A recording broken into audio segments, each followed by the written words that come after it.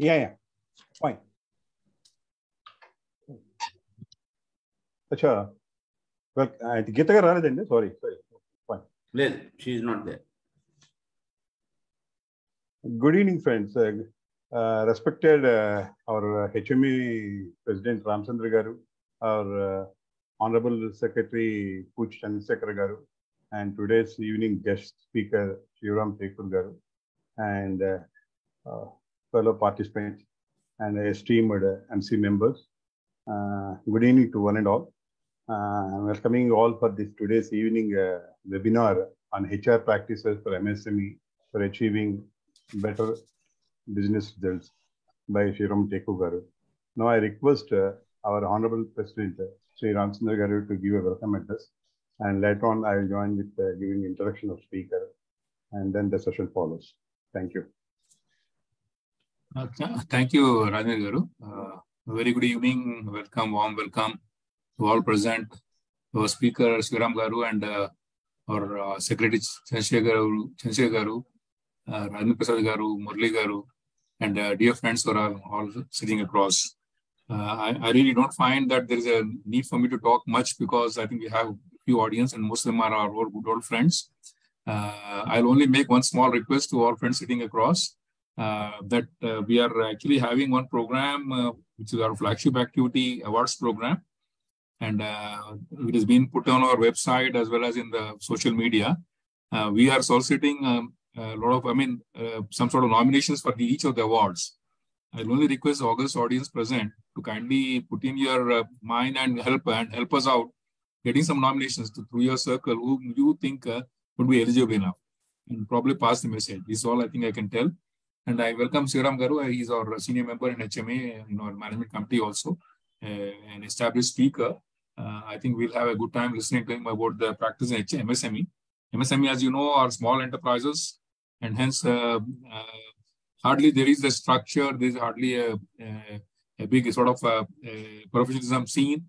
But I think with the enlargement of the size of the MSMEs now, with the change in the MSME Act, I think there is some change now, and I'm sure Mr. Shivaram will be able to give some of his experience or his knowledge and try to advise how exactly the HR practice could be best put in small enterprises. With these words, I thank once again, and I hand over back to Mr. Rajendra. Rajendra, you're on mute, sir.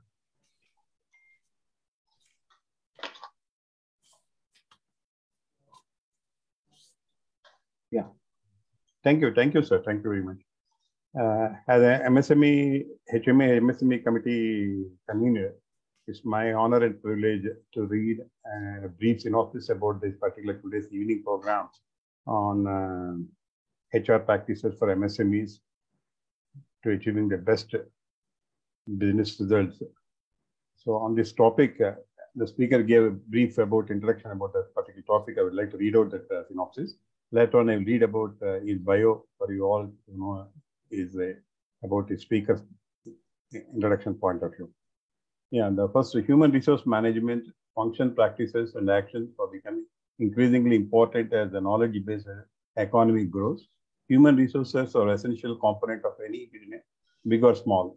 Careful human resource management creates favorable conditions for certifying efficiency in the production process of goods and services that ensure a decent standard of living in society. Human resources, when managed effectively and efficiently, can play a significant role in achieving the venture's goal. Okay, MSME, which employ 40% of India's workforce and contribute significantly in the country's GDP, data is the day-to-day business operations for human resource management. On the one hand, the rise of the skill-based economy elevates the importance of human resource management, while on the other hand, MSMEs ignore it. HR is not central to the small businesses. However, as the firm grows in size, human resources become more important. The leading HR professionals are also destined to join these MSMEs because they are unsure of two things. One is the owner meeting and the level of empowerment given to the function. Does this imply that a smaller organization can do without this function? MSMEs today face a dual challenge of limited resources on the one hand and the need for higher trained employees on the other. Externally, external uncertainty, a common feature of MSME, adds to the problem. Increase the importance of effective HR practices in small businesses, including organization culture, teamwork, and business ethics. Small firms are also regarded as less specialized than large firms, and HR practices are still regarded as emergent rather than fully developed, owing to the fact that the emphasis has been placed on HR practice. This is a brief synopsis given by the speaker. He will be covering more what are the practices HR practices are there in any a big corporate level as such, and how it will be tailored made to the MSMEs. What are the challenges? What are the difficulties? How to come about it? And that and all he will be discussing and showing with the PPT presentation to all of us. Now it's my honor to read his bio for you all. No doubt, Mr. Shivaram Tekuri is a very known person to us, a senior trainer for our HME and a senior member even. He taken a lot of MDP cases and SDP cases and for our students and our professionals. But he's a brief about his bio. He is a senior HRM professional with about 24 years of experience in human capital management, seeking a challenging role in the field of human resource management, organization development, international business, business process engineering, and outbound training and intervention program. His education is he did his master's degree in foreign trade from Pondicherry Central University, Pondicherry in 1999. And he did a PG diploma in personal management and industrial relations from Osmania University, Hyderabad, 1996. Bachelor degree in arts, public administration and sociology from Osmania University in 1994. And he is a certified lead assessor for ISO 9001 and 2000 by American Quality Institute 2007.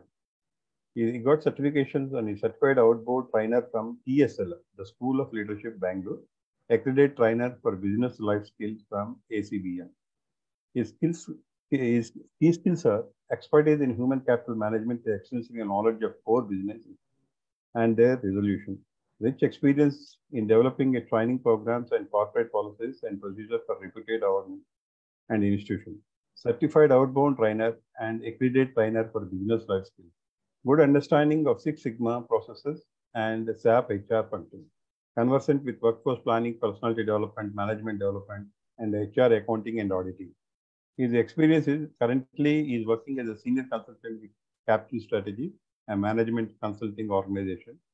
He worked as a learning and development consultant in Andhra Pradesh state government, worked as a training consultant and trainer for the Hyderabad operations for ACBM, that is January 14 to 15. Worked as a senior consultant for JESPAR, an IT training and certification organization, 2011 to 2013. Worked as a faculty course coordinator, trainer, and facilitator for ICFI Business School, Hyderabad, and 2006 to 2011. Worked as a faculty for Premier Business Schools of Southern Indian Business Bhadrika College, Hyderabad, and Institute of Management and JNTU Evening MBA courses, Vishweshwanipedium, Presidential College of Bangalore. His achievements are he did a lot of webinars during the pandemic situation to various audiences and various forums. And he served as a consulting editor for HRM Review magazine for HRM professionals for about 3 years. He conferred the Best Teacher Award for 100% pass rate in Bangalore University exam. He conducted MDP program, SDP program, and lecture programs for Hyderabad management for the last few years. He delivered outboard corporate training for the multinational companies. This is a brief about Shivaram Tekuri. It's indeed a pleasure, sir, to take out one more session for us on the HR practices, which are very keen and experienced in the particular line. And now the mic is yours, sir. Please take the dance. Yeah.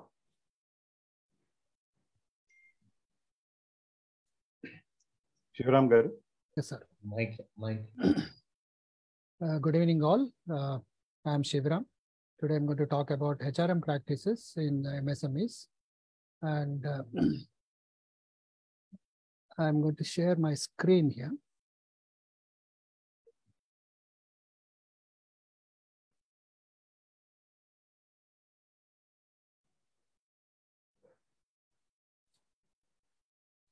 Hello, sir. Everybody can see Yes. it. Right. So achieving better business results is if MSMEs do have practices, HRM practices, definitely they're going to achieve better business results. That's my message from here. And MSMEs, to talk about MSMEs, the soul of Indian economy, because all cannot be employed, nor so everybody do their own businesses, and maybe a kind of retail business or manufacturing business, whatever it may be.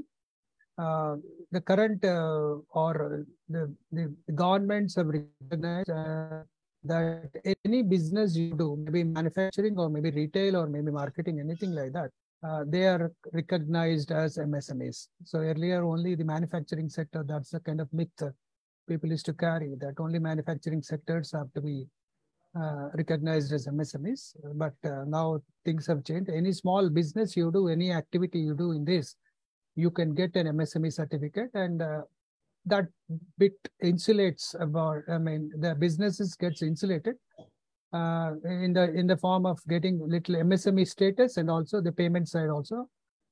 Certain things are guaranteed. Certain rights are being given to MSMEs. Certain protections are being given to MSMEs. So this is what the soul of Indian economy. So not all can be government employed. Not all are big corporates. But MSMEs do support these big corporates in the form of manufacturing, the outsourced manufacturing of their components, and do support the economy and do support themselves. That is what the MSME is all about. About the small thing.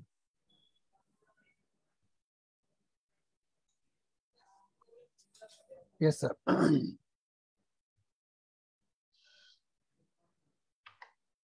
Why is MSME important? Micro, small, and medium enterprises form a cornerstone of Indian economy and exhibited strong performance, protect the economy from global adversities and shocks. The beauty of India is that we have a very beautiful law that anything happens worldwide, any recession or anything happens worldwide, it only impacts the little bit of imports and little bit of exports, and not much impacts internally as is the country. So that is because we have a very beautiful law called FERA and FEMA that literally insulates the worldwide recessions seeping into Indian economy. So nothing big is going to happen. Maybe a few rupees of petrol cost is going to go up. Beyond that, not much, because India itself is a very big market, and India itself is a very big manufacturing hub. So we ourselves consume most of these things. So MSME has exhibited a strong performance and protected the economy from global adversities and shocks. And that is a big advantage. No other country in the world have that kind of beautiful law called FERA and FEMA. So not much of economy getting affected. It is estimated that 633.9 lakh MSMEs are there in India. So earlier it was only manufacturing sectors, but whatever the retail, marketing, or any kind of business is what you do, you get MSME status because they are doing business. So this much of 633.9 lakh MSMEs in India. And when you look at what is micro and small, medium, investment in plant and machinery equipment exceeding 1 crore is micro, not exceeding 1 crore is micro, not exceeding 10 crores is small, and not exceeding 50 crores is medium, and beyond that they can be called as big corporate conglomerates. And annual turnover of these micro industries are going to be 5 crore, not exceeding 5 crores, and if somebody is exceeding 5 crores, they get that kind of promotion that they are called a small industry rather than micro industry. The same thing, whatever the 50 crores exceeding, they called as medium scale. Anything beyond 50 crore, the annual turnover, they are called as big corporates. This I have picked up from the internet, all this data. to have an understanding about the environment MSMEs and what they are, how they are named and recognized. Okay. Small business, small business challenge, benefits of the MSME sector. It contributes 30% of GDP over the past few years. That is the kind of power this particular MSME sector is all about. So 30% of GDP and contribution to the exports, the products exported accounted to 49.5% of Indian total exports. So these MSMEs are, when we look at this export figure, they're a bit aggressive and almost it's touching 50% of MSMEs do contribute to the Indian exports, in the total exports. That is the beauty of this MSMEs. And employment generation is 93,94,957 people are employed by the MSMEs registered on the portal financial year 2022. And these MSMEs connect remote areas of the rest of the country, providing ancillary goods to large multinational companies across the globe.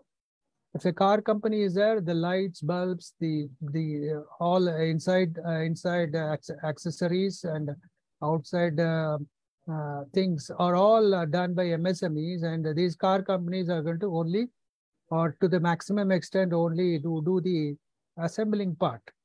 And so all these accessories and parts, these MSMEs are being given the quality standards, and they do manufacture according to the required qualities, and they do supply to these big corporates, multinational companies. Okay, so not only this, what I'm talking about about a car company, but providing ancillary goods to large multinational companies across the globe is what the MSMEs are all into also. And improving standard of living plays a key role in lifting people out of poverty, improving their standard of living.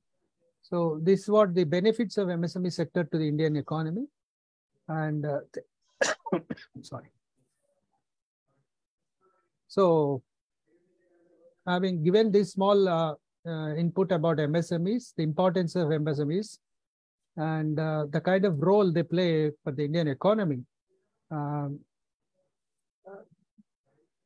we can always feel that MSMEs are very important to the country. So on the other side, MSMEs need to be properly managed, especially the HRM part.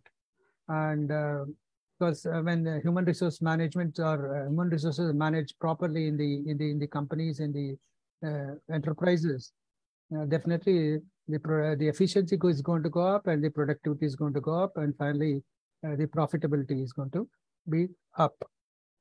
So the human resource development, basically I'm just giving a small introduction about human resources. According to my view, it's not my view, I'm very passionate about organizational development, and what organizational development talks about is the policies and procedures of any organization should be of three things: humanistic, optimistic, and democratic. If you make a policy, if you make a rule, and if you make anything out of any kind of thing in the organization, these three things have to be there so that the organization is going to go without any bias and without any prejudice. Anything is in these three areas, anything is compromised, that means the organization is working in a more biased way, not in a more professional way. So these three things I always suggest to companies that please keep these three things in mind while making any policy for the organization. And it's humanistic means you should always consider humanity in your policy. And the policies what you make should not be pessimistic in nature. It should be optimistic and flexible, and that should be catering to every person in the organization. It should be democratic. The rules what you make, the policies what you make should be applicable to everybody on equal terms. These three things are there, and the basic policy should have these three things. Definitely, everybody in the organization is going to be happy, and they're going to give their 100% to the organization. And that is how one can extract a good amount of work from the employees. So human resource management, these are all the activities what they do in the human resource management, like recruitment, training, compensation management, compensation and benefits, performance appraisal, employee motivation, and career development, and conducting job analysis. All this is a part of human resource management in an organization.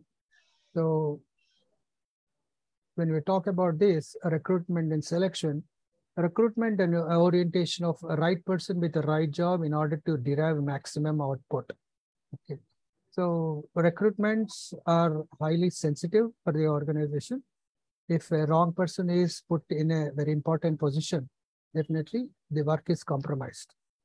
And I've seen few recruitment exercises, being a faculty in few colleges, that they even record what kind of questions been asked in the recruitment process, and what kind of interview process, and what kind of answers that person has given. And if any recruitment goes wrong, yeah, they're going to immediately go back to who has interviewed, what questions have been asked, and what answers have been given by the candidate. And after that, whether those things are really matching to the reality. After the person joined, he doesn't understand what the job is all about. At least the basics he doesn't understand. How he could be recruited into the position. That kind of sensitivity is recruitment is all about. So right person with the right job in order to derive maximum output. So one should be very careful. Not necessarily that every time you need to take a recommended candidate or your own relationship, because MSMEs, they can do whatever, they can recruit anybody whom they want to. But look at the quality, look at the kind of qualifications, whether he is fitting to the job. In ancillary jobs, okay, that's fine. But when it comes to sensitive positions, sensitive areas, the right person need to be picked up and and he should be put in the right job so that he can give the maximum to the organization.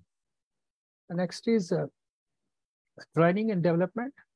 Employees are trained on how to perform efficiently using distinct tools, techniques at workplace, help them enhance their skills, capabilities, and understand new concepts. And according to ISO 9000, clause 6, okay, every individual have to be given every individual in an organization have to be given a minimum of 48 hours of training. 48 hours of training. That means around 2 days of training an employee, a person have to be given, and including the top management to the lowest of the employees, that need to be recorded and that need to be presented to the ISO audits. So that is the kind of importance these ISO people are given to the training and development. So employees need to be trained to perform efficiently, and that is how the tools, how they need to use tools and techniques at the workplaces. And I've seen good number of companies doing this kind of training and development, and making what you call making sure that employees are well trained and can handle the tools in the organization.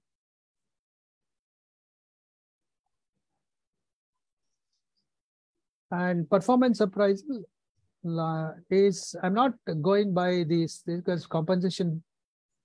1 minute. Okay. Performance management, measurement of workers' performance from time to time to a key function, and employees are informed about their outcomes and guided by managers on how to improve their performance. And HRD conducts timely review, ensure that all individuals are delivered their roles efficiently with minimum wastage. I've seen in few companies where they do this kind of, before giving this particular, taking this performance management, or before assigning any job to the employee, there is one process called MBO, management by objectives, where the employees are asked to, with the consent of the employee, the manager and the employee both sit together, decide on the employees objectives for that particular quarter or for that particular year. So a machine can, the output from a machine can be around 90 pieces per day, 8 hours of work. And that has been explained to the employee by the manager, and he'll ask how much you can perform because the capacity is 90. And then he gives us so many reasons not to perform, and he says that he can perform around 70, not 90, because of so many hindrances. There's a kind of discussion happens between manager and the employee.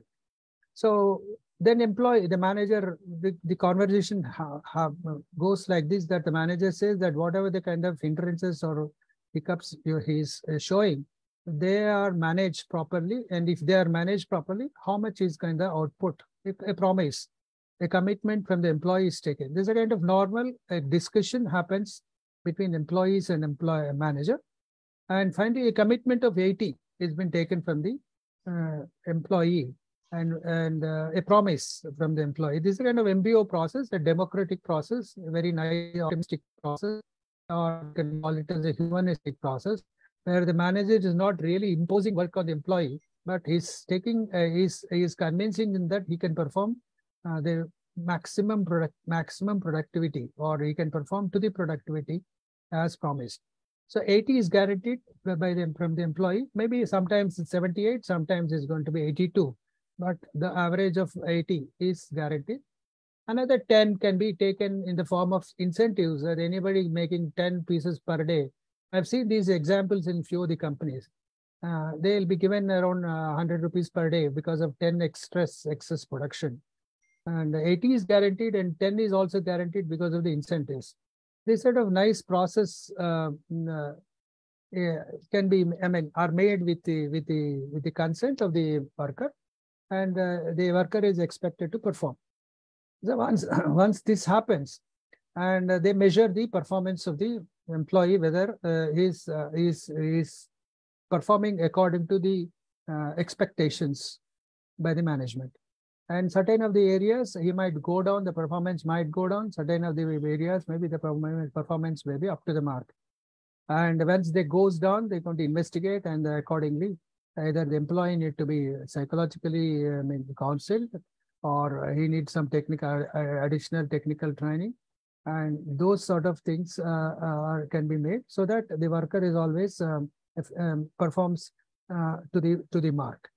The other thing is the minimum wastage is very important, because how minimum the wastage, the more the productivity. And this is a review ensures that all individuals are delivering their roles efficiently with minimum wastage. I think I've seen in a company long back, maybe 1993, there is no material and there is a big order coming in. They just went to the the wastage area, picked it up. They going to they were doing this Teflon inside coating, the metal coating inside. They're going to give the Teflon coating inside. So for that, they have that raw material wastages in that junkyard. They picked up whatever the best can be used there, and those things are used and they were used for the coating of the inside the metal pipes and sent to the Gujarat customers. And that idea of okay, they have already put it. There is no raw material for them to manufacture the coating for the currently, but they could pick up the waste, the junkyard, that where whatever the kind of best wastages can be, best material can be used. They have picked up those things and they used it. This is how the orientation of the employees nothing or minimum wastage is possible. Even minimum wastage, the training is being given to the employees. Compensation and benefit, the role of deciding appropriate amount of benefits and the compensation to employees for satisfying them. Individuals are paid on the basis of their qualifications and overall performance within the organization. Employer recognized the contribution of each workforce and rewarded them by offering various kinds of financial and non-financial incentives. And most of the compensation benefits, the companies, the organizations have to adhere with the labor laws and the Minimum Wages Act. And we have very strong labor laws in India. and anybody tinkering, anybody really not following with the labor laws, they can be jailed. That's the kind of punishment that the labor laws talks about. And we have the EPF, we have ESI, we have gratuities, and we have other insurances, medical insurances, other things, part of the compensation benefits. And apart from that, the incentive schemes, and I think few diamond making companies are even giving Mercedes-Benz to their employees, and in Gujarat. So employer recognized the contribution of each workforce and rewarded them by offering various kinds of financial and non-financial incentives. I think I've seen in Nagarjuna Steel, they've constructed houses, and people who have worked 12 years and more, they've constructed houses and registered on the employees' names, and that they expect a lot of commitment. Once they give this kind of, they do these kind of gestures, definitely there will be a lot of commitment from the employee towards the organization. And the VST company, Azir Sultan Tobacco Company, even gives financial support to the children who are doing their engineering or trying to crack the MSET and the IIT coaching, IIT seats. Those costs, the cost is being compensated by the organization, that the employees are free of any worries about their children's education. Not only that, the non-financial incentives like providing them with the cars and two-wheelers and any other kind of benefits to the employee in recognition of their contributions. These are all compensation and benefits where the employee's contribution is reflected in the form of monetary and non-monetary benefits. This is part of the HRM. Career planning: employees are informed about the future opportunities available to them and trying them how to grab these particular opportunities. Employees are counseled and showed how their positions with the company's future.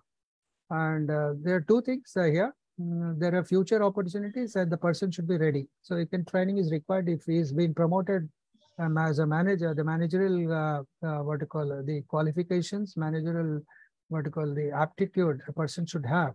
So for that, the employer will definitely give him an opportunity to get himself trained, and some exam will be conducted, and accordingly his management aptitude is tested, and he can be promoted as managers. Apart from that, there are few vacancies in other departments where the person is really qualified. He can be moved to those places, and maybe a kind of job rotation happens here. And so these things, because instead of worrying about excess employment, rather than we can always rotate employees wherever there is a vacancy. You can always send the excess excess personnel available in the departments by giving them appropriate training and counseling, and send them to the other departments. This is a career planning. And also I've seen in Birla companies, the employees are asked to go through IIM Lucknow and get themselves certified, maybe 11 months course, a 1-year course there, PGDM, and he automatically gets qualified to become manager in the organization and go up in the the ladder, or the employment ladder.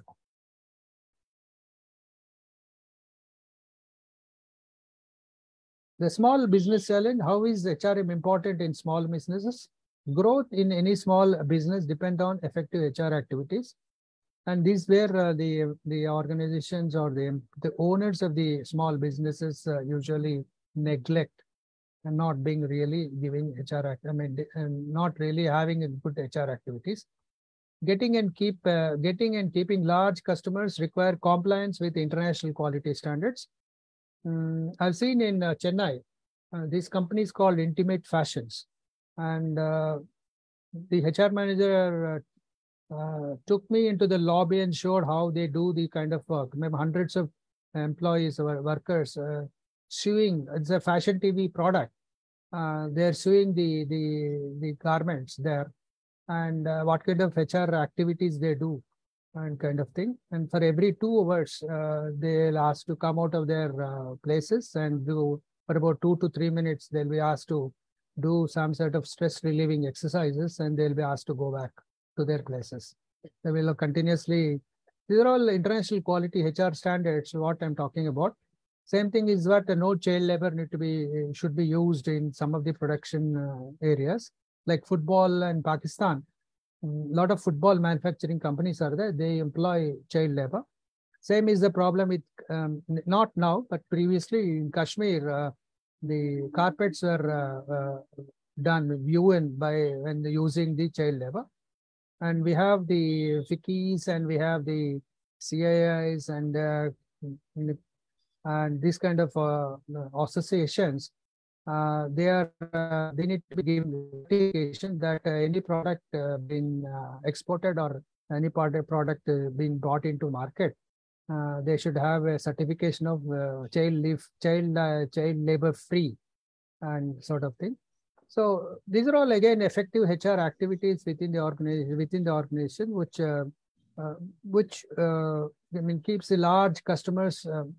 I mean, you get a large customers, and they require this kind of compliances where HR activities are taken care. And why HRM is important to small businesses is competitive. Effective HRM is a competitive necessity for small firms. Makes small firms more successful. Helps small firms get and keep large customers, and it's necessary to meet ISO 9000 requirements for competing internationally. So that is why once you are ISO 9000, once you are complying with the international laws,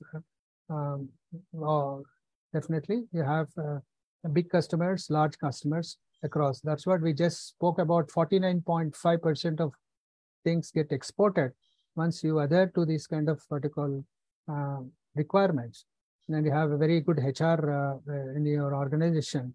Definitely all these things are taken care, and you can always tap big customers across the world. How small businesses and human resources are different. The size of HR staff is minimal. I think I've seen in companies where they take, because of the ERPs and because of the automation happening in every area. What I understood is they say that for every 500 employees, one HR staff is enough. Okay, that's what they have, that kind of impression about the requirement of HR. Priority of HR issues, they really don't give priority. It can be taken care by somebody else, or it is not an issue at all for them, HR issues.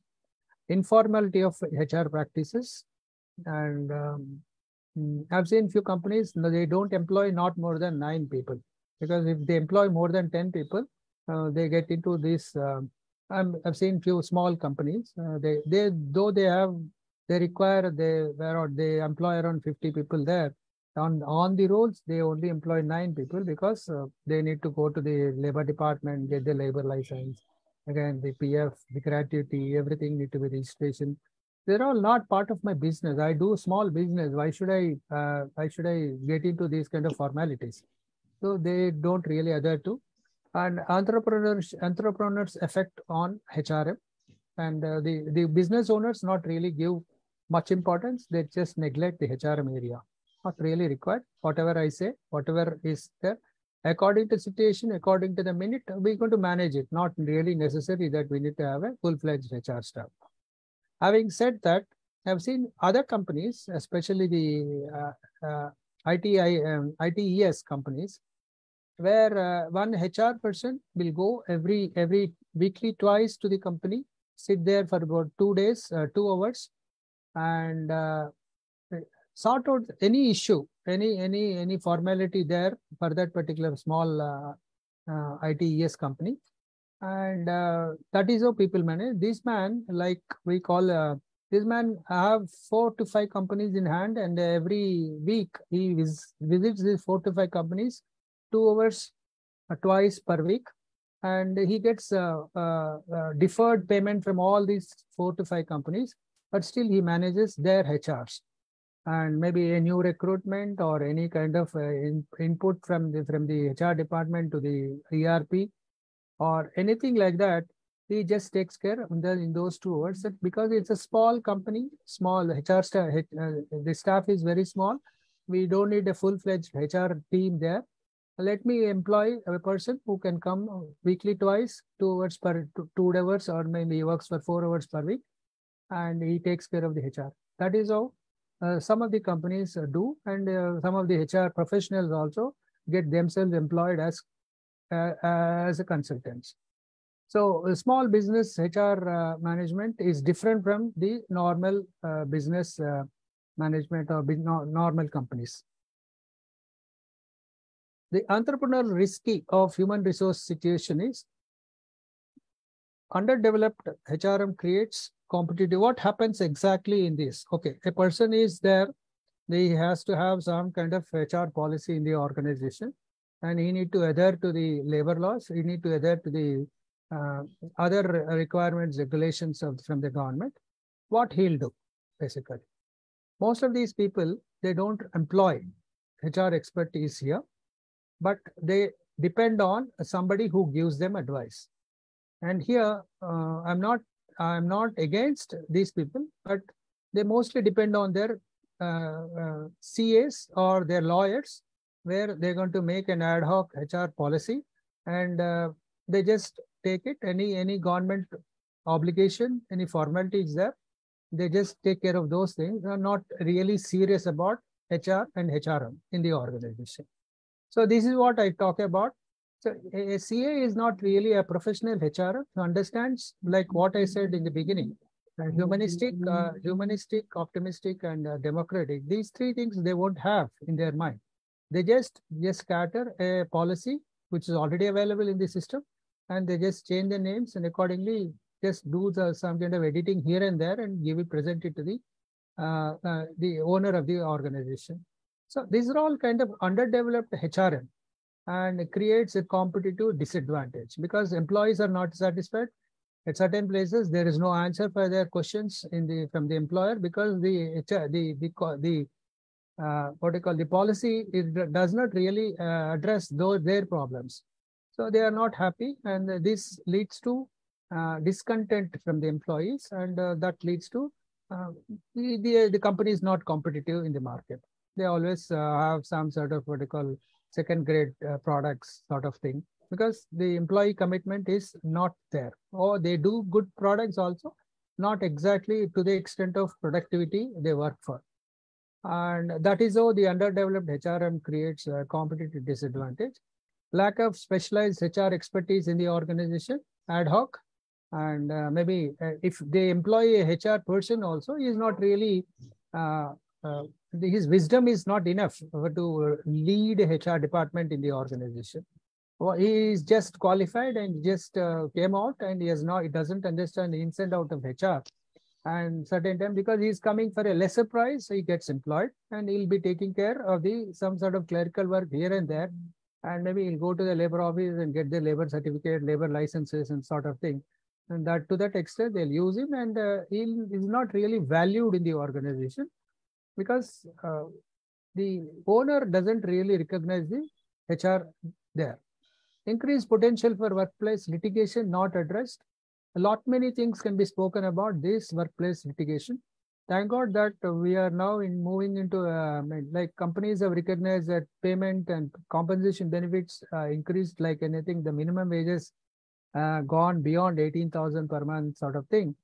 Not much of litigations or strikes are found nowadays, but here and there in Delhi, in a Honda factory or in some tire factory, they literally fight with each other, kill the HR manager. All these things are happening sometimes, and if that is the case, these litigations need to be addressed. You need a separate personal or you can call it as a person who really addresses these kind of litigations. He's an expert in that particular area, and they are not really hired, and these particular litigations are go up, and finally that affects the company's productivity. And we need an industrial relations expert here for this kind of potential litigations, and they are not being really serious, because I've seen, I know a person who is also a HR member of the Hyderabad Management Association. He led from the front when there is kind of people fighting with each other with their iron rods and sort of thing. And he was there, and he could manage, he could pacify, he could control the whole situation there. You need a person like this, not a hero kind of a Tom Cruise kind of person here, but you should be able to counsel them, address them, and bring down their what you call emotions, and able to solve those issues. So this again is very important. And apart from that, there can be many litigations in the organization where who should be doing more work and who should be doing less work, because there is no proper HR, there is no proper what you call distribution of work equally in the organization. So again, small little what you call these kind of workplace litigations is going to pop up, and finally employees are not really content with the policy there. Compliance with the compensation and regulation laws, a lot of people compromise in this particular area. And once they get caught, because things will not really come out, once they come out, it's going to be a serious criminal offense as far as not being compliance with the compensation regulation law. As far as my knowledge goes, labor law is one of the most strongest law, apart from our FERA and FEMA laws. And anybody not really adhering to these laws can be booked and in the criminal offense rather than a civil offense. That's a kind of serious in nature, this kind of compensation regulation or any other labor law, industrial laws or anything like that. So people really, because they heed to a non-professional here, and he guides them in such a way that these things are not really serious. We can manage these people and these departments. But nowadays, the internet and the social media is is exploding the information like anything, that any small thing and the people just record it and put it in Twitter or complain to the chief minister or any other labor minister. And once it is out, nobody can save this company. So that one should be very careful and not really heeding to a non-professional, at least in the regulation and compensation areas. But they should have a good HR team or HR manager or HR person who take care of all these things. Lack of HRIS systems to create inefficiencies and data entry errors. And HRIS is more or less like an automation process. And once you give a thumb impression, you are in. And again, every area in and out, the production is also monitored. Sensors are there nowadays. Such is the kind of thing. And the company is not really investing on this. And HRIS again have the leave system, who is coming in and out kind of thing. A lot of things are there in HRIS where people are monitored, their performance is monitored. And because of lack of these HRIS systems in the organizations, nothing much has been recognized, and inefficiencies is going to creep in.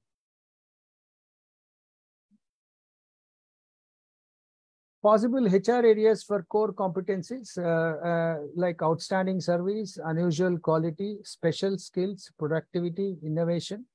So HR areas for core competencies, this need to be, developed in the organization as well as for the employees. Like, and that is how the HR areas can be part of or making a very important role for the organization.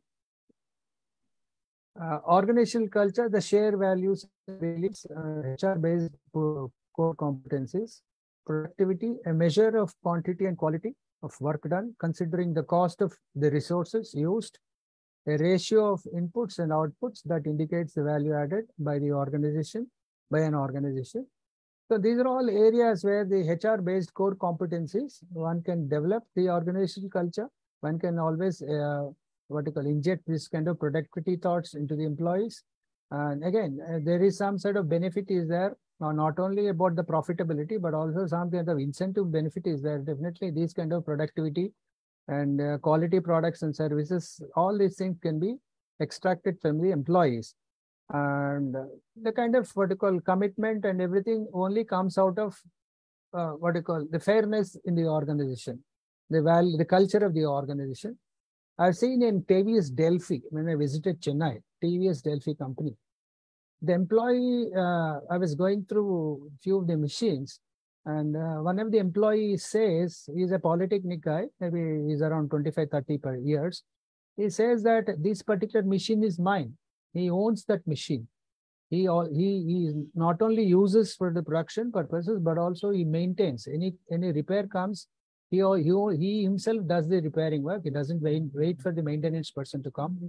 He identifies the problem, he repairs it, and he keeps the entire premises very clean. He does not know that we are coming there, we are coming for a kind of visit there. But that is the kind of culture that TVS Delphi people have developed inside the organization. I was surprised to say that the employee is saying, this particular big machine is mine. He owns it. That is the kind of culture they have.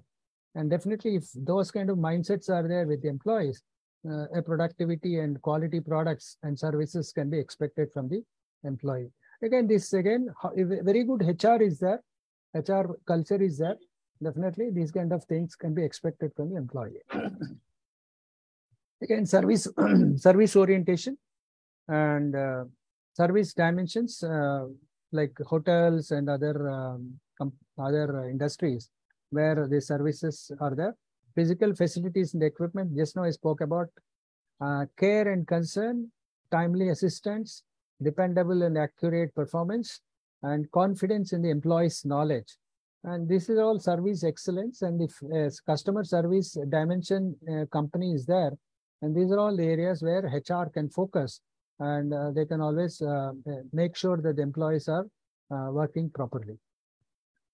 Factors that determine the HR planning. HR plans are like strategy of the organization.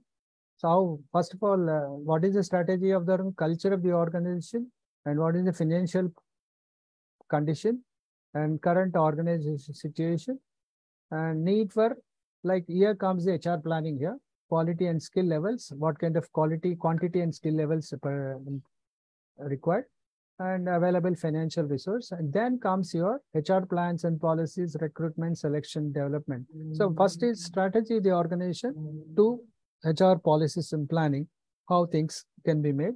So factors that determine the HR plans. If the strategy is different, you have a different kind of HR plan. If culture is different, financially weak, you cannot have extravaganza kind of recruitment process kind of thing. Because as per the financial status, you can always think, plan, and accordingly give the organization the best HR plans. And there are two kinds of strategies, HR strategies. Cost leadership. I want to contain the cost, and I want to, if that is the kind of organizational strategy is there, the strategic focus is efficiency, stability, and cost control. And what is HR strategy? Long HR planning horizon, and build skills in existing employee, job and employee specialization efficiencies. With what we call the ERP, some of the ERPs, they have this kind of cost leadership, and same is with iPhones. So they do this kind of cost leadership, and they have this kind of HR strategy. What is the HR activity here? Promote within, don't employ from outside. Extensive training, hire and train for specific capabilities. This, if the cost leadership is there, this is a kind of HR activity, and this is a kind of HR strategy. And differentiation, I want to be different from the convention. I do the same product, but my product need to be recognized in a different way. Then the strategic focus is growth, innovation, and decentralization. So then here the HR strategy is shorter HR planning horizon, and higher the HR capabilities needed, broader, more flexible jobs and employees. What is HR activities? External staffing, less training, hire and train for broad competencies. And most of them are on outsourcing here, external staffing, certain times. And also you look for specialized person externally. Like in the previous cost leadership, we have promote from within the organization. But when it comes to differentiation, you need different brains, different skills, and a person who can think differently out of the box, where you cannot expect the same thing from within. So you need to have external staffing, less training because, and hire and try, less training because you expect the employee to be well trained, is experienced in that area. Maybe as I said, the ISO 9000 purposes, 48 hours of training is required per person. Those standards are adhered with here, but not really focus on training because you think that the person is well qualified. Hire and train for broader competencies rather than narrow competencies. So this is the two kind of HR strategies one can play. That's what I was talking about. Strategy of the organization, which is a cost leadership strategy or differentiation strategy. Accordingly, the HR strategies of the organization and HR activities of the organization planned. HR planning process, forecasting, these are all normal kind of thing. Forecasting, organizational objectives and strategies, again, scan external environment for changes affecting labor supply, analyze internal inventory, forecast, organizational need for people, survey of people, and HR strategies and plans. This is how the HR planning process happens. The strategic manager will always look outside the window of the organization. He doesn't look inside the window because he always scans the external environment. What are the kind of changes happening? Maybe suddenly Android has come and others have like Nokia could not really understand that particular thing. Maybe it happened just like that. And Nokia has got its own Symbian operating system, and you have Microsoft having its own operating systems. But still, Android has taken a leapfrog or like taken advantage because it says it opened up its Play Store. Like anybody can put it free of cost. Anybody could take it, download it free of cost. Now they made 1,000 rupees for uploading an app, but downloading is free. That was not there. It's all conservative as far as Nokia Symbian is concerned, and they are not really have good strategy at all. At least they have not even thought about any strategy in those times. But suddenly a free download from the Play Store app, what happened is the Android, the flexibility of the operating system just clicked like anything. And the Symbian could not stand, and that made downfall of the whole of the Nokia company, which was really doing good. This is what happens, scan external environment. And also here comes what I talked about Nokia. It's a technology management also. One should be really understanding about technology and how technology is changing and how that those things are affecting our businesses. And what happens is people ignore highly technical people and highly wisdom-oriented people. Maybe people move on from one company to another company. Knowledge management does not happen there, and they carry a lot of experience with them to other companies, and knowledge is not properly recorded, and they are not really nurturing knowledge inside the organization, and this kind of downfall happens. So one should be a little careful about and scan external environment for changes affecting the company and also labor supply, analyze internal. This is how you do the HR strategies and plans. And small businesses, HR planning issues, attracting and retaining qualified outsiders. That is why we call it as, I just spoke about the technology and Nokia. Now people are calling it human resource capital rather than human resources or looking them as individuals. Because once he's got high good qualifications and good experience, he's a capital to the organization. So those kind of recognitions are happening, but still one side, a lot of what we call downsizing is also happening. I don't know, because the qualified, the wisdom guy leaves the organization, who is going to take things forward. I'm really surprised about those things. This is happening in big companies. Management succession between generations of owners, evolution of HR activities as business grows, and management of succession between generation of owners. Maybe we can see a very nice example for our Ambani and his sons. I think Ambani is almost looking at retiring and giving all the business activities to their children. And that one we can see. Another failed thing is have the Singhania, where the son, the father has given to the son, and he is unable to manage. He is always changing the CEOs. He is unable to manage. Even see the Gautam in Singhania is the managing director. Now he is appointing the CEO because he is unable to manage the businesses there. So management of succession between generations of owners, this is also very important, and this is all HR planning. Evaluation of HR activities as business grows. Business grows definitely, as I said, for every 500 people, one HR is being recruited in some of the organizations. That is how they see HR as not serious activity. But once the business grows, so you need to have a lot of other departments within the recruitment is different, training is different, compensation by management is different. So you need to have big HR departments there. And the family relationships and HR, again, this is, as I said, it all again relates to the management of successions between generations of owners. And also, family feuds, because how they're going to share their parents, what do you call the properties or businesses, legacies and all those things. So we can see a tussle. We had seen a tussle between Anil and what do you call Mukesh Ambani while they were parting their dad's businesses. Benefits of HR planning: better view of HR dimension of business decisions, lower HR costs through better HR management.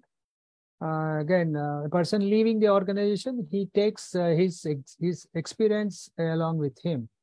So better he does not leave. Give them a nice environment, give them a nice compensation benefit, and give them a nice culture in the organization.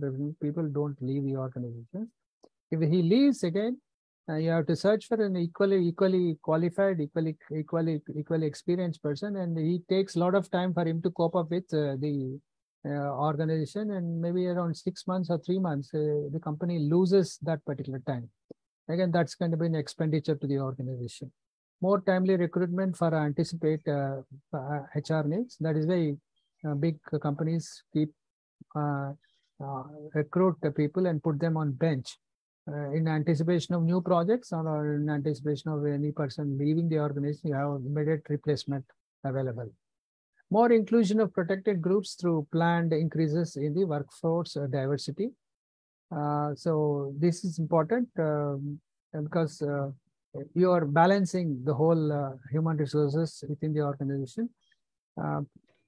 Like protected groups, we have not really, you can always,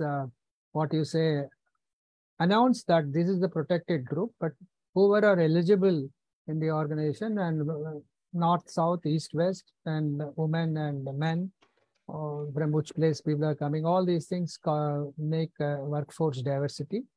And I'm sure that big companies are doing it. That is why you can see some people coming from northeast and some people coming from total north, working in Hyderabad and Bangalore, not only focusing on only the Hyderabadi and South Indian people. The same thing is there in Delhi also. What I say is a lot of Southern Indian employees you can see there. And this balanced, I think it's a policy, it's a kind of policy what they follow. More inclusion of protected groups through planned increases in workforce diversity. And also from rural areas, they pick up going to, like if it is an MBA college somewhere in rural area, they go for the recruitment, campus recruitment there. And they deliberately select their the employees, the students there, train them, and they also give employment to these rural students as well. I've seen in that intimate fashions what I spoken about earlier. Their employees are mostly women. They do the tailoring work, and in and around the Chennai, they go. The bus goes to most of the villages there, and village women boards the buses, and they'll be taken to the company, and they'll be asked to work there. Then these rural areas, the women also been given the whoever can sew on the sewing machine. They are all been trained again, have been recruited in the organization. There is a crutch inside. There is a free food there. There is a free transport there. And this wonderful organization, Intimate Fashion. They have 2 branches. One is in Chennai, other in Sri Lanka. Sir, Shivaram Garu. Yes, sir. Garu. Yes, sir. Yeah, I think you can have some 5 to 10 minutes time, sir. I think. Right, sir. I'm running. Fine. Scanning, we just spoke about this scanning, and again, government regulations, government regulations and economic conditions, and geographic competitive concerns, and workforce composition. Just now we spoke about these things, and scanning external environment. Employers use part-time workers, regular. This again, we got some statistics here. 85% regular and 85% are voluntary. Former full-time employees are 73%. Employers use of part-time workers, and job sharers 70%. Telecommuters 49%. Seasonal contingent 48%, retirees 40%, involuntary 32%. Percentage of employees hired in the organization, again, in most of the MSMEs. Internal assessment of workforce assessment, auditing of jobs. Current job is relevant, and current skills of the employees are relevant. These things are audited because technology is changing and employees are getting, a kind of boredom also happens, like that they need to be retrained every time, or when there is a rotation of jobs, again, new job training also should be given. So auditing of jobs relevant to the present market conditions, and auditing the skills of the employee relevant to the current requirements. They are being audited, and there is again a very big job called auditing employee. I've taken a paper for this for the IP Institute Public Enterprise on auditing of jobs and skills. And that's a very big chapter and very big subject in itself. So these all things, internal assessment. HRIS databases, source of information about employees' knowledge, skills, and abilities. These are all internal assessment for workforce already available in the HRIS databases. Components of organizational capabilities, inventory, workforce, individual demographics, individual employee career progressions, individual job performance data. So these are all things happen when you have the kind of what you call a democratic process, or you have this what you call optimistic process in the organization, and you treat employees as human beings rather than just workers in the organization. So how beautiful it is that every small data is being recorded, and accordingly you can always see what kind of person he is and what kind of knowledge, skills, abilities he has got, and what is my organizational capability, to what extent I can do a job. I've seen few companies employing PhDs and MBBS doctors, and they show that I've got this much of rich, capable persons in the organization. I'm just skipping this. Management of short supply, surplus or short supply. I think I'm skipping this particular slide because we already spoken about these things. Dealing with downsizing, investigate alternatives to downsizing, involve those people necessary for success in the planning of downsizing, develop comprehensive communication plans, not like overnight you get an email that you're no more there in the organization. Nurture the survivors, outplacement, payoffs, and the very good payment outplacement. The person is going on, you need to be compensated fair enough. So these are all dealing with downsizing. Assessing the HR effectiveness in the organization, HR expense per employee, compensation as percentage of expenses, HR depend. These are all diagnostic measures of HR effectiveness, and where exactly we are spending and how are we getting the right kind of returns in the HR also. So the kind of training we are giving, really there is a change in his employee behavior, a change in his absenteeism behavior. All these things can be seen through diagnostic measures of HR in the organization. All these can be reflected through HRIS softwares. Okay. So again, we go back to this entrepreneur risky or human resource management situation. A lot of risks are there. I'm just talking about few things here. Few, I think 3 or 4 slides are there. HRM functions, procedures, and practices are increasingly important considering the impact of the knowledge-based economy. The production process of goods and services is guaranteed by efficient and careful human resource management. They're all common HR challenges faced by the small and medium enterprises. It creates satisfactory level of living in society. Effective and efficient human resource management is key to successful organization.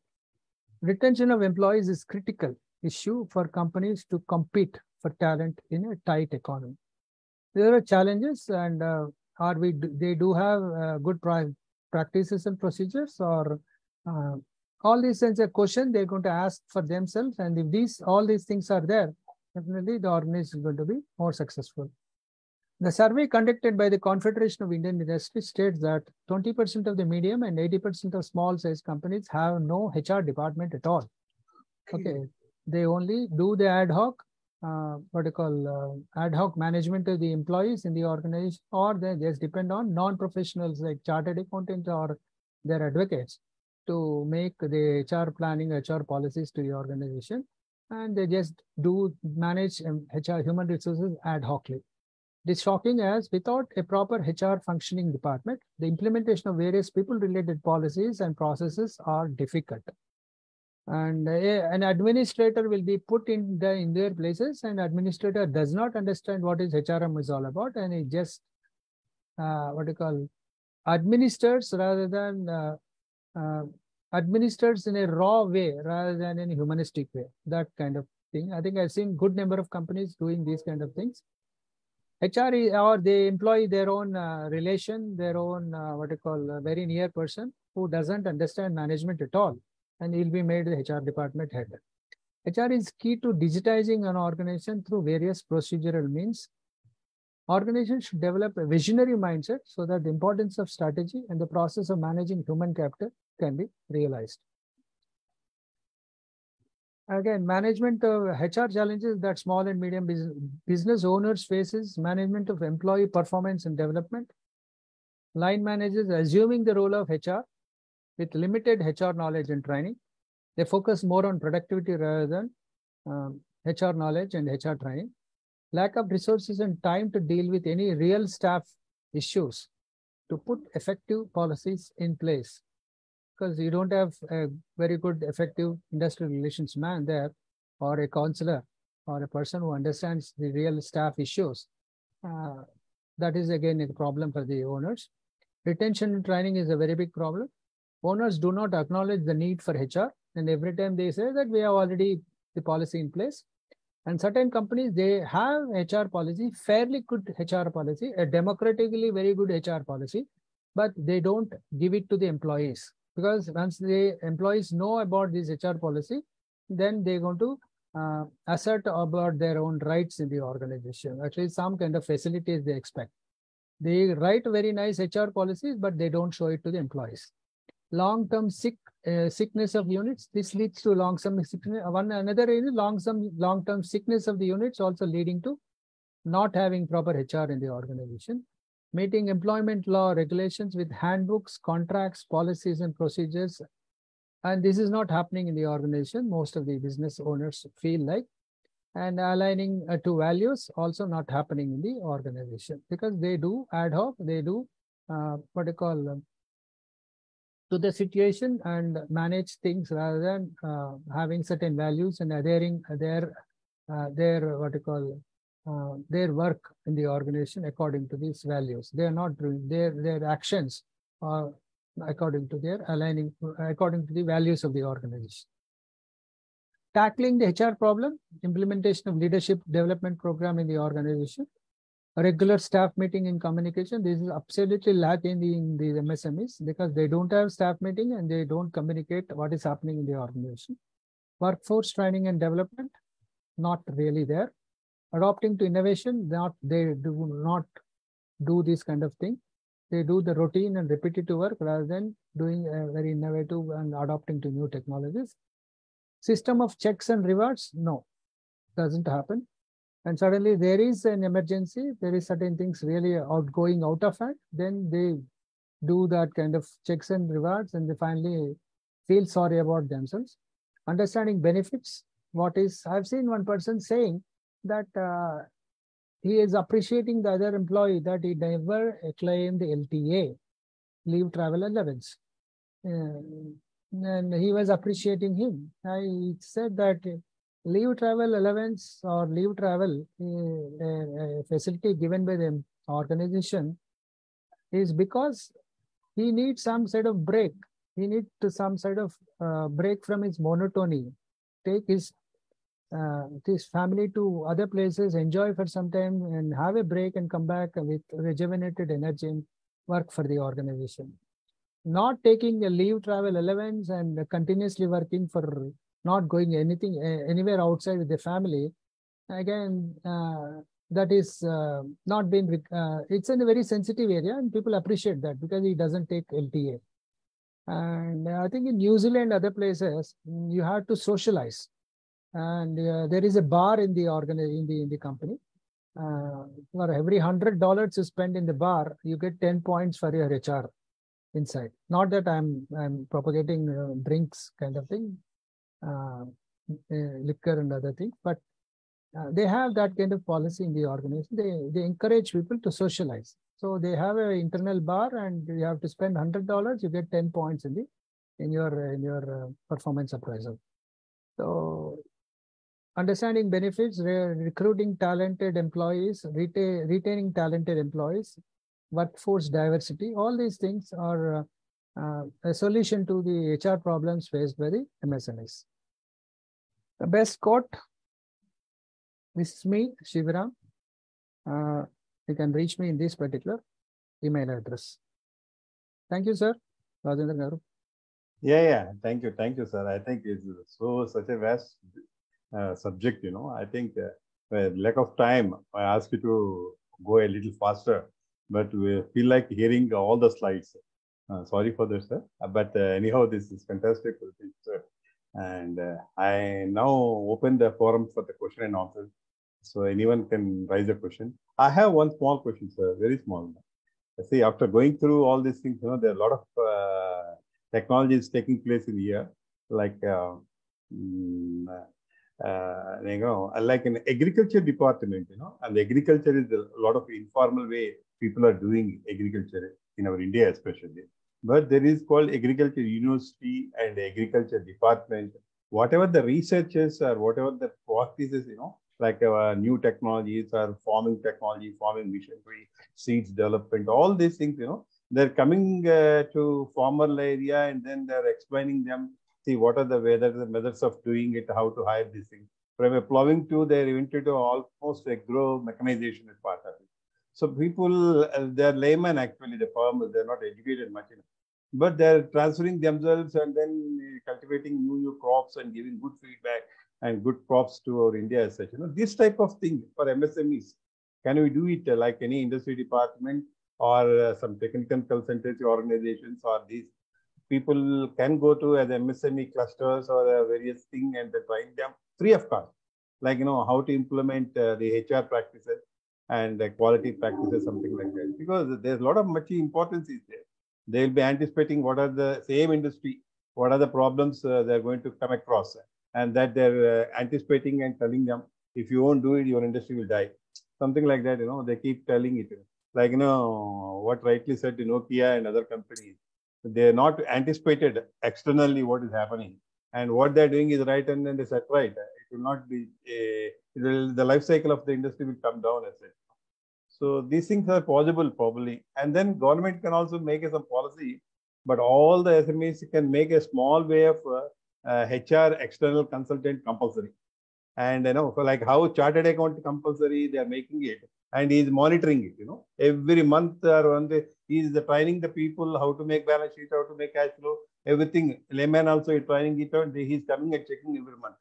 Something like HR also can make it, because they cannot hire such a people. the 10, 15 people, if he having it, that guy can come out and define all the processes and monitor every month for them. Is it possible, sir, in MSME sector? Sir, there is already a law in place as far as labor laws is concerned. Not exactly HR manager, but they call him as a welfare manager, welfare officer. And for every 500 employees, an organization should have one welfare officer. And he'll take care of the welfare of the employees, maybe filling up the forms or maybe interpreting the policies or anything like that. The only advantage of these welfare officers is he's immune to sacking. He cannot be sacked by the managing director. So it's more or less like a government job there in a private sector. But as you said, HR manager should be there. That's a very good idea.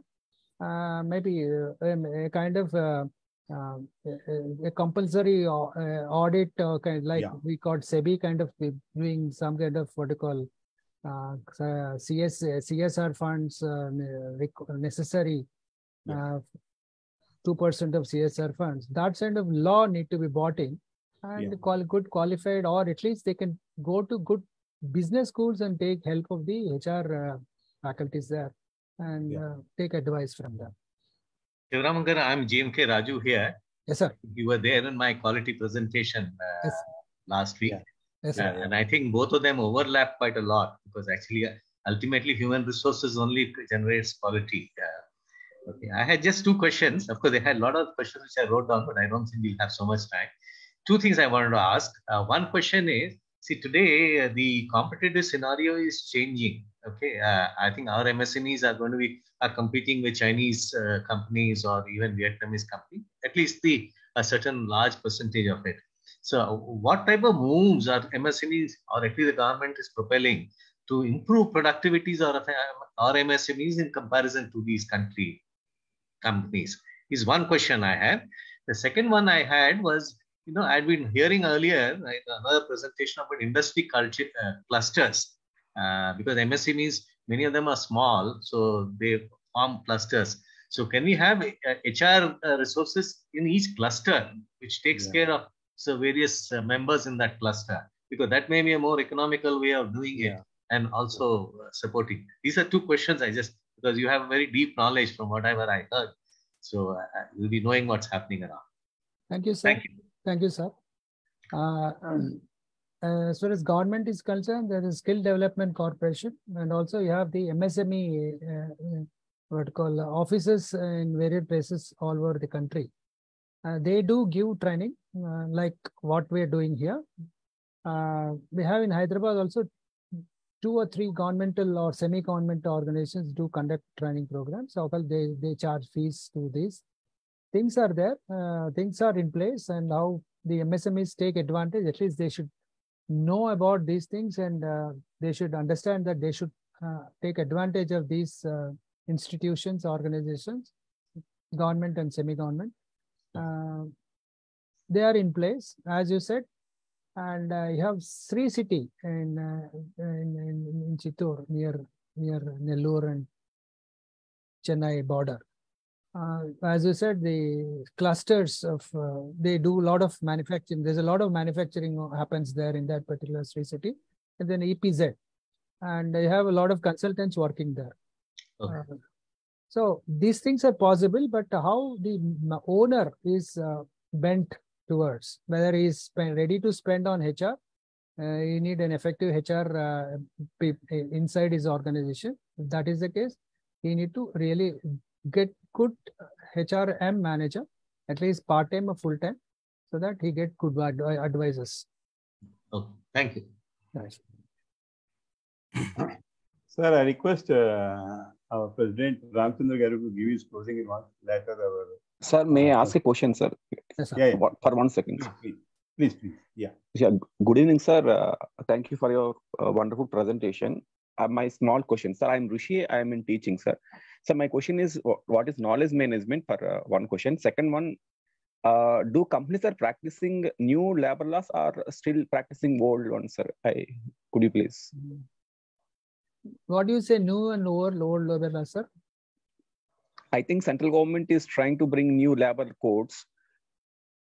are they implementing, or still we are following, Factories Act, all these old acts, Minimum Wages Act, which Minimum Wages Act is there, and it just take it in small here and there, not exactly change the whole labor law scenarios here.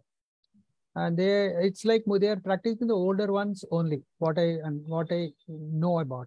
I can just comment on this because I'm an advocate. Actually, the 4 codes have been brought in by the center, but the problem is labor is basically a concurrent subject where both the center and the states have equal rights to change them. So right now there is it's got stuck. So after the farm law problems, the government is going a little slow on the labor code. So right now we are following whatever is there earlier. So the new codes have not taken effect yet. Thank you so much. Not much of discussion has also happened in the newspapers. As far as thanks so much. But even, sir, even I think, sir, to add what Murli has mentioned, today if you look at the IT companies, I don't think they're following the old labor laws. See, work time, work from home, etc., are going on in an informal way and they're going in a convenient way. But I don't think any specific law has been brought about on this point. But the number of hours you work, when you start working from home, where are the number of hours? How do you register? So all these things, I think there are a lot of fluidity in that. I'm sure, something is being done on this, which I'm also really not very conversant about. But it apparently looks like that when you come to earlier, go to a factory, you have to check in and check out when you come in and go out. The 8 hours of work or whatever is there and the overtime mode, etc. and all that. I don't think any of the IT companies are following this. Sir, IT companies, they have the softwares where login, logout, they calculate. Even the gig economy, they have hourly payment where login, logout, they calculate. But that is actually going on informal ways, sir. Is it there any law on that? Each company has got their own specific laws. So I think as the question raised by our friend, Mr. Rishi, I think is very valid in the sense that there has been some transition going on. And I think probably as it stands, I think the existing labor laws still stand. So thanks so much, sir. Sir, if time permits, what is time management, sir? If time permits, otherwise. Maybe, sir, I think we can talk sometime later because I think it is not relevant to HR part. That's one thing. Thanks so much. Thanks, sir. I'll ask one question I will probably answer, which Mr. Murli was raised on the clusters. Saying that, very frankly, I think this was a good talk by Sivaram Garu. And I felt that perhaps this was addressing more to a larger MSMEs. The smaller MSMEs, I think, still have a big dearth. And you also mentioned in your course of your own slides, I have seen that CIS study says that 80% of the company MSMEs don't have any HR. And it is even today the truth. It is a fact. It's a fact. I don't think there is any structured methodology where HR is being practiced. And on the point raised by clusters where you can have some commonality, some sort of common sort of thing. Sir, in fact, in my previous job assignment, we did some studies. Basically, it was actually a SIDBI study on the UNDP SIDBI study. We did studies on about 5 clusters or 6 clusters. One in Panipat, this carpet weaving. And again, we did the pharma industry in Hyderabad. And then again, foundry industry in Coimbatore, engineering industry in Rourkela. These are some about 5-6 clusters we have worked. And sir, the idea was that, you bring some sort of synergy amongst the units that are existing there. The clusters means that there are at least some 25 units in a geographic radius of 50 kilometers. So even if you're assuming that we take a cluster of concentrated cluster, like say even Balanagar or Patianagar area, where you have a lot of engineering industries, so each work on their own, sir. I don't think there will be a commonality. I find that even this 5 clusters or 6 clusters that we studied, we found that the synergy levels, there is no cohesion. Fundamentally, each entrepreneur try to work on his own. So bringing some commonality was always a very difficult task. See, we try to have what is called as a common raw material bank.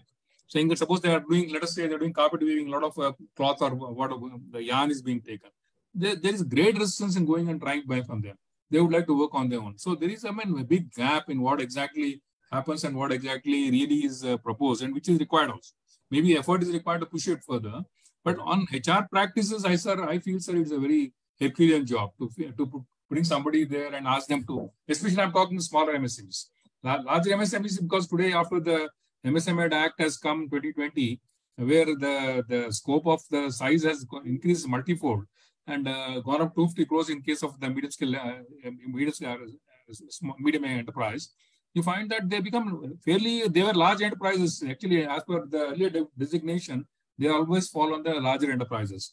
So, I mean, for a small enterprises, sir, I think even today, I feel that there is a big need for something to happen in this, but the entrepreneur's resistance always is there. Because this, I think, what I observed, because I've been in this field for quite long, I know pretty well that this is where there is a big resistance. And each man fundamentally, again, in a small enterprise with a lesser investment, he himself is a master of all. The owner himself is a master of all. He practices everything, he implements everything. Very rarely there is a structure, unless the organization can probably look at higher size. Now, you, Mr. Sivaram was mentioning you have a welfare officer of 500 employees, in which MSME you have 500 employees. They're a little larger enterprises. So I think, sir, there is, I think, a case-to-case type of decision that we have to take and find out. Maybe, I don't know, this is my view, but these are some of the practical side which I have seen, and I think I'm trying to probably explain. Anyway, all in all, I think it was a wonderful lecture, Sivaram Garu. I think it was very enlightening. Yeah. Thank you for I this. request Kuch Chandrasekhar Garu, please give us your vote of thanks and closing remarks, sir. Yeah. Good evening, everybody. Maybe you can add one more thing, sir. Humanistic, optimistic, democratic, and make it futuristic also. Futuristic. Because when you talk about secularism, make it a futuristic also. We can coin one more word. It all depends on the commitment of the management, whether to have. Some people say, why should I need a HR? What is going to add? In a small businesses, what is going to add? Because the employer, the proprietor, entrepreneur directly he deals with that. Because I worked in one or two small, where I came out looking at the managing chairman's attitude. And basically, that's why you combine both small and major, both. When your presentation, you start with the small, went to even PMS, objective setting and everything you said. The culture of the organization is more important. Commitment and culture are more important of any organization to drive any initiative. Like somebody was talking about consultants. Where is the commitment for a consultant to once in a while to go and address issues? Are we talking about proactive or reactive? The consultant comes in only when there is a reactive, not for a proactive. When you have a cluster of people, what is their commitment? What do they know? What is the look and feel? What is the understand about the employees? So the consultants going and working for 2 hours, it's not like something medical when the patients come and they don't know the way. If you want to have a full-fledged HR who is going to drive the business, when we talk about big organization like ITC, the HR should be a strategic business partner. Unless he understands, like you said, a strategy, we talk about a business plan. What is my business plan? What is the strategic and what is tactical we talk about? And the communication, continuous communication is more important. What is happening? When you said downsizing, it all depends on the perception of the management. Do I downsize people and send them out? Or instead of downsizing, can I create more, can I get more business to utilize these resources? So downsizing is more of a negative thing, and utilizing the, same people with a different type of skills, can I get more business kind of thing? Like you said, there can be many initiatives if we want to really improve the productivity. You said some houses are given. That's what long-term service we call it. And you said financial assistance, what we call it is the scholarship schemes. And in terms of productivity, do you think of predictive and preventive maintenance we talk about? Because people talk to machines, like HR talk to people, the employees talk to machines. And of course, you have covered creativity, innovation, quality circles, Kanban, career planning. In fact, the organization should decide, am I offering a career? Am I offering a job? There's a difference between career and a job. If I'm offering a job, I can't expect him to give a career. If I'm offering a job, I'm offering a career, then my way of recruitment itself totally different. So the orientation should be offering a life rather than career and job. Job means, if life. If it is like you said, performance management is a big subject by itself. Because when you talk about career planning, it emanates from your PMS ultimately. When I'm offering a job, I would not like to have the candidate with me throughout. I can always outsource depending on the skill requirement. I mean, this is what I said. If somebody is really interested, doesn't mean consultant or part-time should be there. That's why it should be more reactive. Like you said, some people started quarreling and fighting and all that. There's more of a reactive. There's a firefighting. That means they could not assess the situation internally, what is really happening. That calls for an expert HR resource who can understand. It's not just compliance alone. Like somebody was talking about recent quotes. He said, old wine in the new bottle. What they have done is, they, instead of having about 18, 19 enactments, they brought it to 4, combining, okay, Payment of Wages Act, Factories Act, whatever it is they have done. Like you said, it's not just welfare officer. What you mentioned is a statutory recruitment and all that. You need not really go for, that is the reason most of the people, they don't cross 450 or 490. Yeah. Even for canteen also, there is a stipulation. Like that, there is some. I mean, at the end, I should thank you for your excellent presentation. And if somebody really looking for, I mean, an MSME on the HR front, definitely HMA is going to support them and help them. Not just like that, right from designing the HR processes. Because ultimately, it is like you said, ISO 9000. ISO 9000 doesn't really give an international exposure. ISO 9000 talks about what documented, what you are doing it. That's all. I mean, that's more of course, when you talk about something on the Malcolm Baldrige Award and all, that's a bit the higher side. You know, thanks once again, Sivaram Garu. First time also listening to your session, full session today. Thanks, though it is a small group, short and sweet. Yeah. Yeah, it is Thank you. group. It's good. Yeah. Of course, as usual, our GMK Rajgaru is always there and he will at least few questions for himself. Since he's more akin to our heart goes for MSMEs. Sir. Thanks, President Garu. Sir, Thanks. sir. I just want to add here. Yeah. In airline industry, I've come across a situation where the pilot ex-girlfriend is the current girlfriend of the co-pilot. Okay. They know each other. And what is the situation of the passengers behind them? This really a case study. Okay. Second thing is a person maintenance airlines. I have presented a paper in aeronautical industry HRM in one of the international conferences in Gwalior. Instead of putting 14-number screw in the airline's maintenance, he put 12-number screw. The whole of the top of the airline ripped off while in the air, and they landed like a double-decker, open top double-decker. I have even put that photographs and presented the case there. When you said pilot girlfriend is a co-pilot, the lives of the passenger is in danger, nothing else. Exactly. That's all, nothing else. These are all HR things there. The HR should be more sensitized that these things will not. Sir, sorry, sir, just 1 minute. In ITs also, what we used to practice is, would like to have a girl and boy, so that they are together, they get married, they don't go out. Because one person cannot leave the wife and go, or wife leaves the husband. There is another way of retaining talent by having the couples in the organization itself. Anyhow, that's a part. Rajendra Prasad Garu, thanks for getting the best faculty for today's session.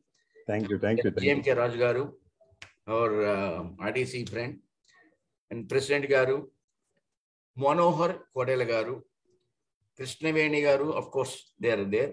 Very interesting name is Rishishwaradu. In fact, we had the names of Rishi earlier. Rishishwaradu C. Excellent name, sir. I think really I should appreciate for having this name. Okay. Thank you, sir. Thank you, sir. Yeah, Maniswami Garu and Rajesh Rao Mannava Garu, Karthi Garu.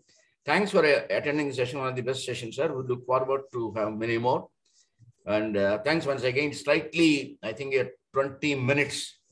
Yeah. Past our target time. because we started late also. Yeah, that's true. Once again, Shivaram Garu. Thank you so much, sir. Thank you for giving me Thank this you, and opportunity. thanks all once again. Namaste. Namaste, Yeah, Andy. thank you, sir. Fine. Have a happy weekend. Okay. Thank you, sir. Thank you. Okay. Karthik, close it. Thank you, sir. Okay.